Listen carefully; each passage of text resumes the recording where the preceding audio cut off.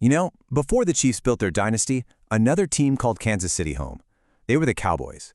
And they were a team that burned incredibly bright for just a moment, before basically being erased from the NFL's history books.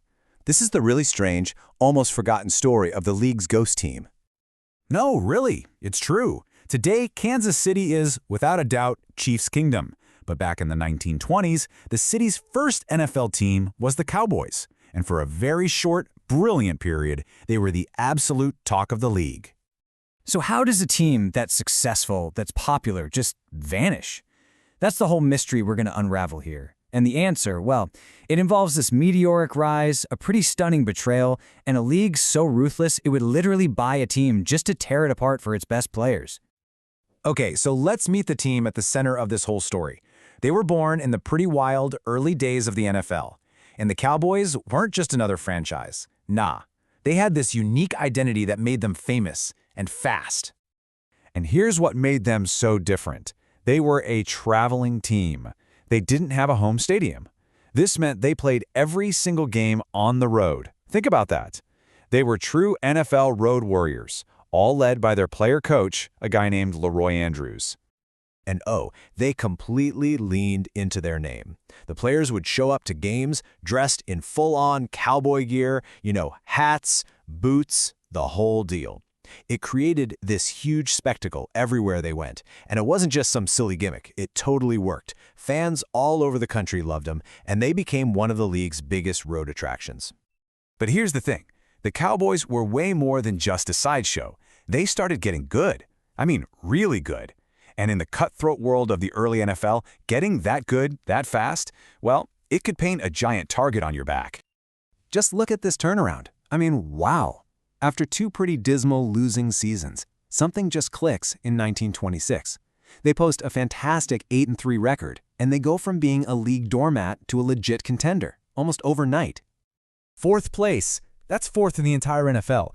This wasn't some fluke. The Kansas City Cowboys had officially arrived as a league powerhouse, and unfortunately for them, everybody noticed.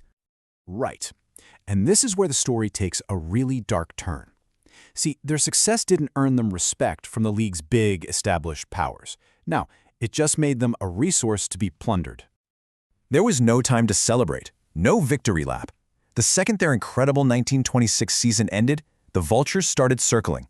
A bigger, richer team saw an opportunity, not to compete with the Cowboys, but to just take their best stuff for themselves.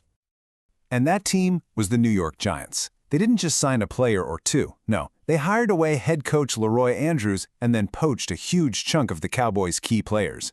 They basically just hollowed the team out, leaving the owner with nothing but a shell of a franchise. So with all its talent gone, the Kansas City team was finished. But the franchise itself, the legal entity on paper, it didn't just die.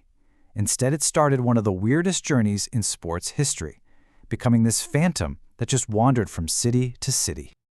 Just try to follow this chain of events. So the Cowboys owner basically gives the franchise to Cleveland, where it becomes the Bulldogs.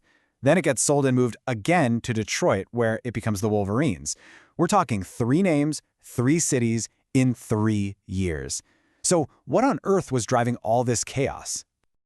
Well, it all came down to one man.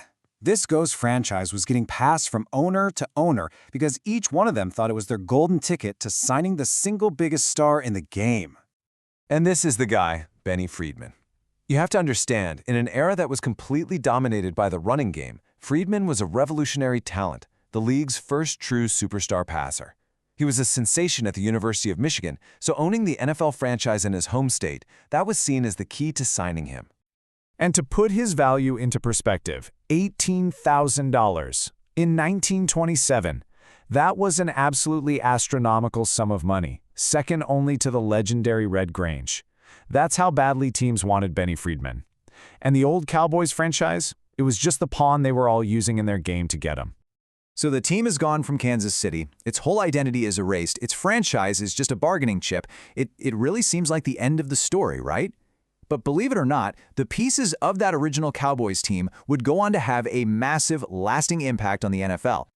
And here it is, the final, most ruthless move of all. The New York Giants. Yep, the same team that started this whole mess. They bought the entire Detroit Wolverines franchise. They didn't want the team. They just wanted Benny Friedman. So they bought the whole operation, took their star player, and then just dissolved it. The Cowboys' lineage was officially gone for good. But here's the thing. You can't erase talent. Despite only existing for 3 seasons, that forgotten Kansas City team produced not 1, but 2 Pro Football Hall of Famers, Joe Guyon and Steve Owen. Incredible. And Steve Owen's story has the ultimate twist of irony.